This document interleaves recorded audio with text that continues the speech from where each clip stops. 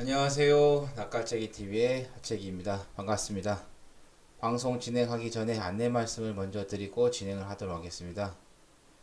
영상을 시청하시기 전에 구독, 좋아요, 알림을 설정해 두시면 제가 올려드린 영상을 바로 확인할 수 있다는 말씀 드립니다.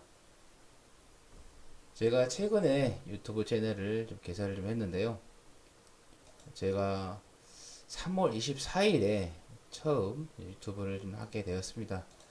이제 제가 이 시기에 좀 시작을 했던 이유는 많은 투자자분들께서 공포에 좀 빠져가지고 투자에 대한 방향을 제대로 읽지 못하고 있었기 때문에, 그래서 여러분들께 조금이나마 조금 도움이 되었으면 하면서 좀 진행을 했는데, 제가 말씀드린 이후에 지금 시장이 단기적인 상승세가 좀 잘 나오고 있는 그런 좀 상황이 좀 되겠는데요.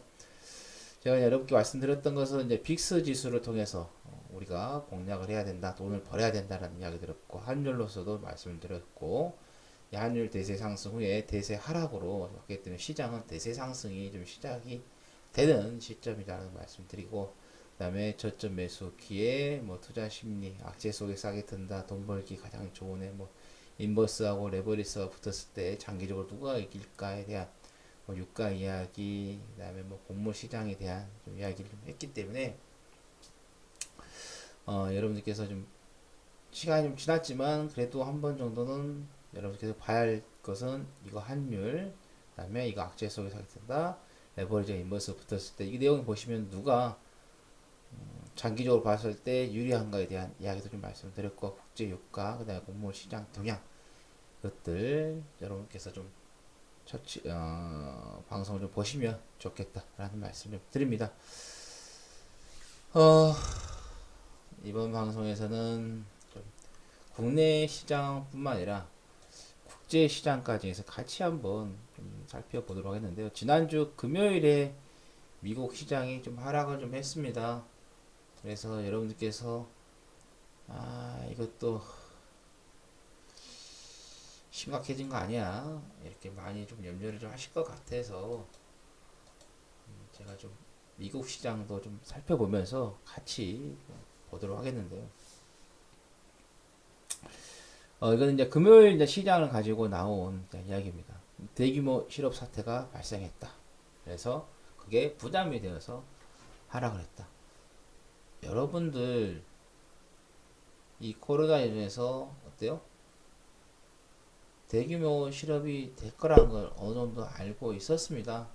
기업들 쪽에서의 기사가 나왔었죠. 해고 이야기가 계속해서 나왔었기 때문에, 그래서 글로벌 리세션 공포 속에 피난처로 수요가 계속돼 올랐다, 이런 이야기도 좀 나오고 있죠. 기사들이 그 국채 가격이 유가 같은 경우는 하루 1,000만 배럴 대규모 감산 정책 나오면서 크게 좀 올라가고 그러는데, 노동부에서 발표했던 고용 같은 경우도 70만 명 정도 좀 감소했다라고 좀 발표가 됐어요. 3월달에 신규 고용이 감소한 것은 2010년 9월 이후 처음이다. 거의 이게 10년 만에 왔다, 이렇게 보시면 될 것 같아요. 근데 이 코로나가 좀 문제가 되면서 이 서비스 업종에 엄청나게 타격을 많이 줄 것으로 예상이 되었어요. 그래서 어느 정도 세계 각국의 이 수장들이 생각을 하고 있었죠. 그렇기 때문에 미국이라든가 국내, 뭐 유럽, 뭐 일본 등 많은 국가들이 유동성 공급을 했었던, 하려고 하고 있는 그런 좀 상황이 좀 됐고, 하고 있고, 또 우리나라도 한미 통화 스와프 조정회에서 좀 공급이 되고 있는 그런 좀 상황이 좀 되겠고, 어, 우리가 주가라는 것은 어때요?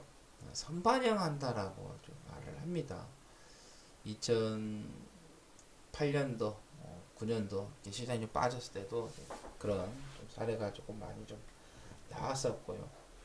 이번 시장도 마찬가지인데, 제 이제 지인분 중에 이제 현대 자동차 쪽, 현대 기아 쪽, 특히 이제 기아차 쪽인데요.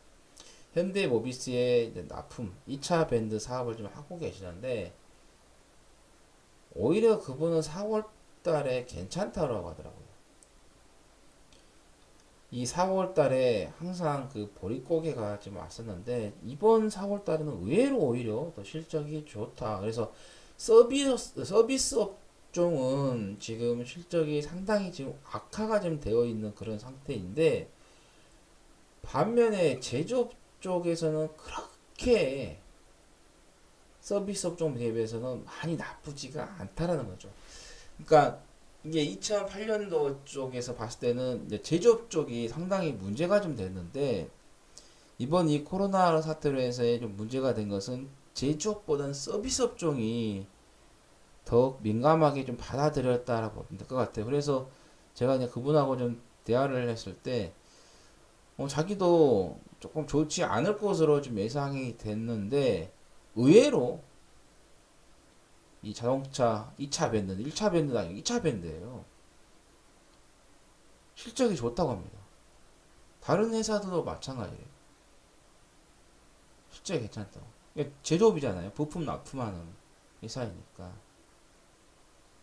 그래서 그런 이야기를 들어봤을 때도 이 제조업이 이렇게 붕괴가 되지 않으면요. 회복한 속도가 상당히 빠릅니다. 서비스 업종 같은 경우는 원래 이게 불이 확 탔다가 또 불이 확 꺼지는 거예요. 상당히 민감하게 받아들이는 거기 때문에 제조업이 무너지지 않은 상태에서 이 코로나가 해결이 된다 하면은 급속도로 빠르게 올라올 수도 있는 부분도 있기 때문에 여러분들 그것도 좀 생각하셔야 될 것 같습니다. 그래서 주변에 이렇게 사업하신 분들하고도 이야기 좀 많이 나눠보세요. 특히 제조업 쪽 종사하시는 분들하고 좀 나눠봤을 때 심각하게 지금 그게 발생하는 건지 안 한 건지 지금 여러분께서 그런 것도 좀 체크를 좀 하셔라. 주식을 한다 해서 무조건 그냥 책만 보고 뭐 차트만 보고 그렇게 해서는 안 돼요. 주식이란 것은 종합학문이에요. 정치, 경제, 사회, 문화, 스포츠, 과학 등 다양한 학문들이 다양한 산업들이 이 접목이 되다 보니까 그래서 어느 한쪽만 생각하시고 여러분들께서 주식을 했을 때는 안 된다는 거고 또 주변에 있는 사람들을 많이 이용을 하시기 바랍니다. 저도 마찬가지예요. 주변에 있는 사람들을 많이 이용을 좀 하고 있다라는 거 좀 말씀을 좀 드립니다. 또 이번 주에도 뉴욕 증시 뭐 주간 전망도 보시면 알겠지만 유가라든가 실업 쪽에서 좀 특히 이제 유가 같은 경우 그렇죠. 6일날 이제 화상회의를 하려고 했었는데 9일로 연기가 됐기 때문에 이 연기된 부분에 있어서도 또 잡음이 나올 거예요. 왜 연기가 됐느냐?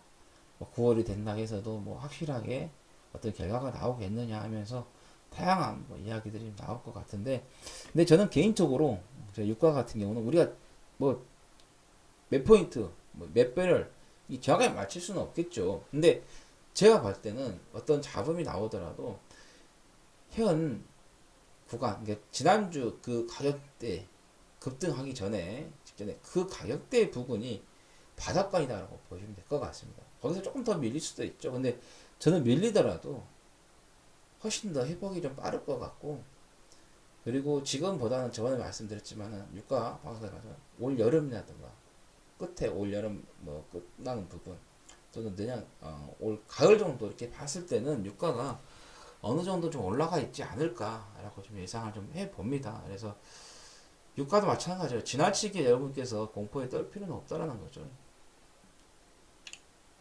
그런 게 오히려 어떻게 보면은 마이너스가 될 수도 있습니다. 제가 시장에서 항상 제가 말씀드렸잖아요. 영상 보시면 아시겠지만 악재가 호재고 호재가 악재고 악재가 악재고 호재가 호재인 경우가 있다라고 이렇게 말씀을 드리는데 지금 유가에 대한 이런 뭐 셰일가스 업체들의 부도 이야기가 나오고 있는데 지난번에 유가 이야기도 말씀드렸지만 이 셰일가스 업체의 부도는요 최근에 이루어진 게 아닙니다. 몇 년 전부터 2017년, 뭐 2018년, 2019년, 18년, 19년 이때 좀 많이 부각이 됐고 이루어졌고 올해 이제 이번에 이 주가가 이제 폭락을 하면서 유가가 이제 폭락도 하면서 상당히 많은 어려움이 지금 발생을 지금 하고 있긴 하는데요. 마지막 단계에서 정말 그 문을 닫아야 할 회사들, 그런 회사들 그러니까 이번 유가가 급락이 되면서 자연적인 구조 조정이 아니 청소가 돼버렸다 이렇게 보시면 될 것 같아요. 그러면은 이제 많은 업체들이 있다가 그 업체들이 도산이 되면서 경쟁 업체들이 없어지겠죠. 그러면은 그 살아있는 업체들이 어때요? 이 치킨 게임에서 어때요? 승자가 됐잖아요. 그러면 가져가는 거죠.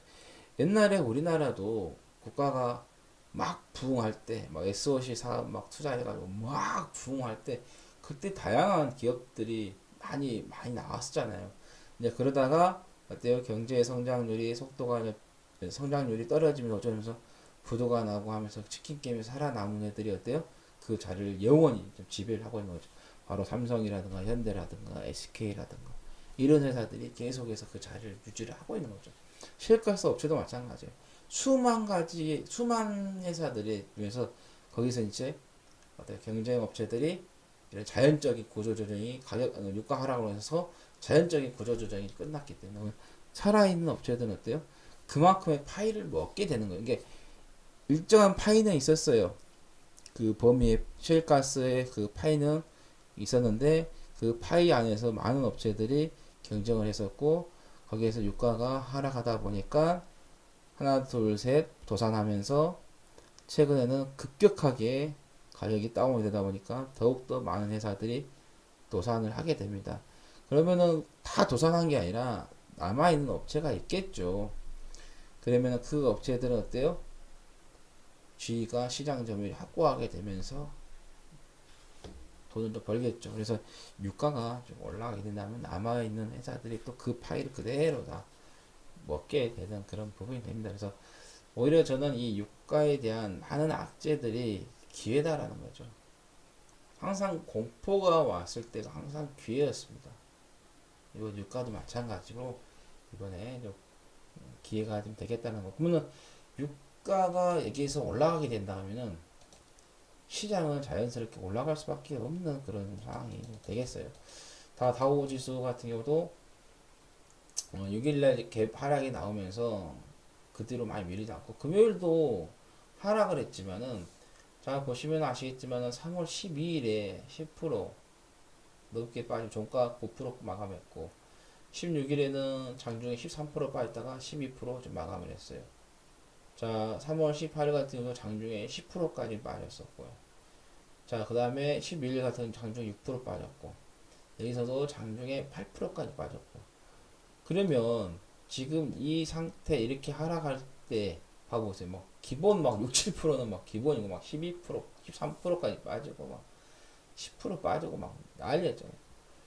그러면 여기에서는 미국 시장이 어때요? 확진자가 1등이 아니었습니다. 그랬죠. 지금 여기서 1등 됐어요. 지금 자리에서 1등이 됐다고. 그러면은 여기에서 빠졌을 때보다 10%씩 이렇게 빠지고 할 때보다 여기 어때요? 여기가 더 빠져야 돼. 실업자도 대량 해고 나오면서 실업자가 엄청 많이 증가를 하고 근데 여기보다도 더 안 빠지잖아요. 여기서 빠져봐야 기껏해야 5% 빠졌어요. 바로 또 회복해버리고 어제 같은 경우도 어때요? 금요일 같은 경우 얼마 안 빠졌어요.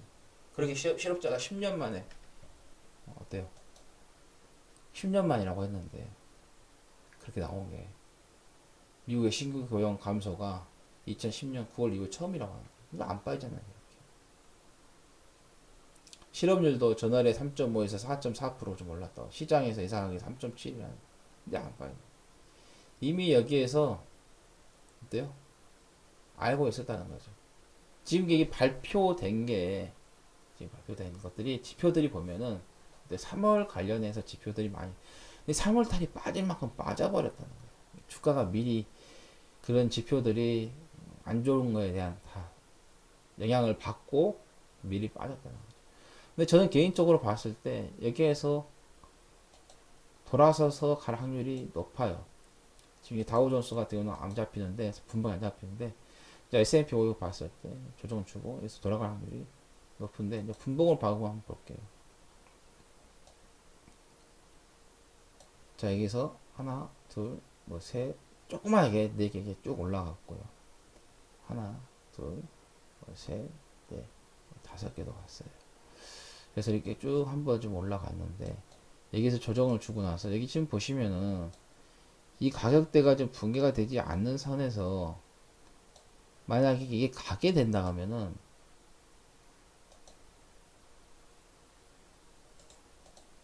이날 고가가 2637포인트고 이게 고가 2641포인트네요.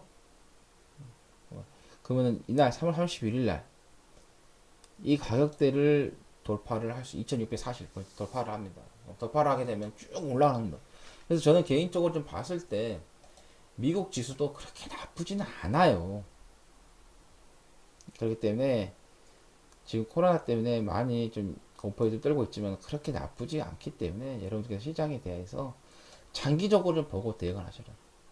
단기적으로는 일정한 부분이 올라갔기 때문에 당연히 나올 수밖에 조정이 나올 수밖에 없는 건데 장기적으로 봤을 때는 우리가 나쁘지는 않다. 그래서 지금 시점에 포커스를 맞춰서 투자를 하시는 것보다는 여러분께서 올 여름 끝나가는 시점 또는 올 겨울 정도에 포커스를 맞추고 시장을 좀 바라보고 대응을 하시는 게 좋겠다는 말씀을 드리겠고 지금 코스피보다는 코스닥에 중심을 둬서 여러분들께서 좀 보시면 더 좋겠다는 말씀을 드립니다.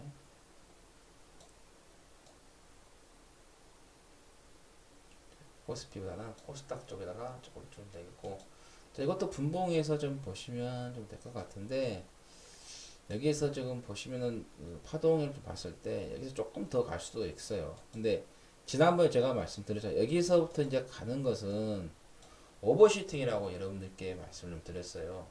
그래서 이 오버슈팅 가는 그 부분에 있어서는 여러분들께서 적극적으로 매매할 필요는 없다고 말씀드렸어요. 오버슈팅이 나오고 나면 반드시 조정이 나오게 되어 있습니다. 그러면 그 조정이 나왔을 때 여러분들께서 오히려 저점 매수 기회를 좀 잡아보시는 게 좀 낫겠다는 거고 지금 이 21선의 부근에서의 맞닥뜨렸는데 여기서 뭐 조정이 나올 수도 있어요. 근데 여기 조정이 나온다고 해서 그리고 저 1439포인트를 깬다고 해서 여러분들께서 두려워할 필요 없다고 지난번에 한번 말씀을 드렸어요.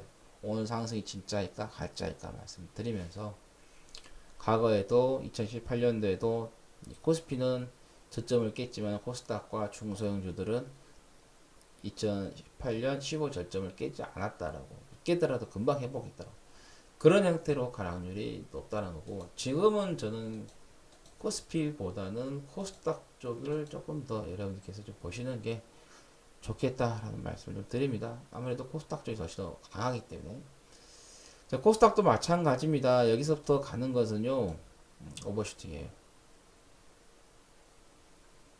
그래서 단기 매매 하신 분들은 시장 대응이 빠르게 여기서부터 단기 매매 오버슈팅이 나와서 나온 오버슈팅 구간에서 단기 매매를 하신 분들은 대응을 빠르게 하셔야 된다는 거. 실시간으로 장중에 급격하게 변동성이 발생할 수 있기 때문에 그걸 생각하셔서 대응을 하시라는 말씀 드립니다.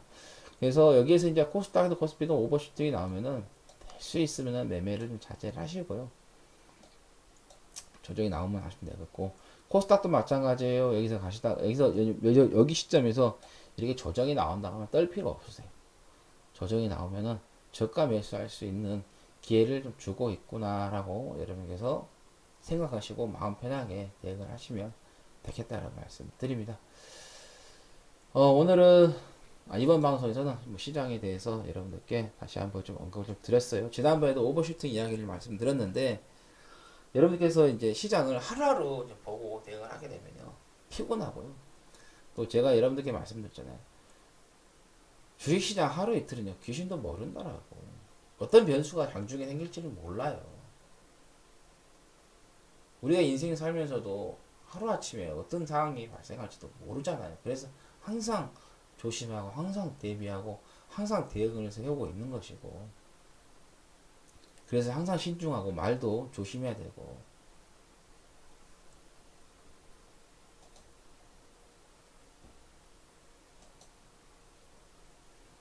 자 보시면 여기 보시면 이렇게 영상도 좀 올라와 있기 때문에